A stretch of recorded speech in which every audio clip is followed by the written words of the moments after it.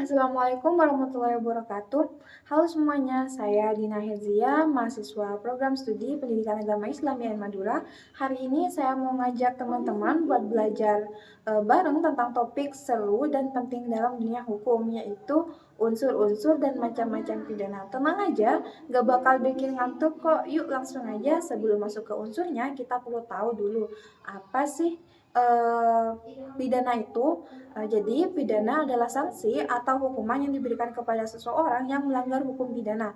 Jadi, kalau seseorang melakukan tindakan yang dilarang dan merugikan orang lain, maka dia bisa dikenakan pidana loh.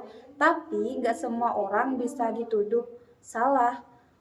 Harus ada syarat-syaratnya juga. Biar sebuah perbuatan bisa dianggap pidana, harus memenuhi dua unsur utama, yaitu yang pertama, unsur objektif. Unsur ini adalah bagian yang kita lihat secara nyata, misalnya ada tindakannya, ada akibatnya, dan ada hubungan sebab akibatnya. Contoh, si A mencuri motor si B, motor hilang. A jelas bertindak secara fisik. Yang kedua, unsur subjektif. Nah, ini yang berkaitan dengan niat dan pikiran pelaku. Apakah dia sengaja? Apakah dia tahu itu salah? Misalnya, si A mencuri karena memang niat dari awal atau karena terpaksa. Ini penting banget untuk menentukan pidananya nanti. Pidana itu nggak cuma soal di penjara saja loh. Ada beberapa jenis pidana yang diatur dalam hukuman Indonesia. Yang pertama, pidana pokok yang termasuk pidana mati, hukuman paling berat untuk kejahatan yang luar biasa. Yang kedua, pidana penjara, ya ini yang paling sering kita kenal ya. Yang ketiga, pidana kurungan mirip penjara tapi waktunya itu biasanya lebih singkat. Yang keempat, pidana denda, bayar yang sesuai yang ditentukan hakim.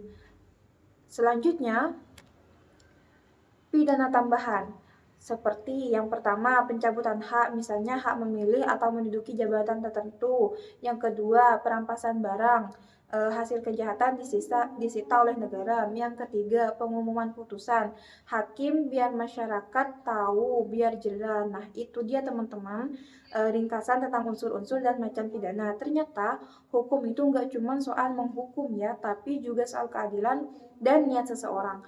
Jadi, mari kita jadi warga negara yang taat hukum dan selalu berpikir sebelum bertindak.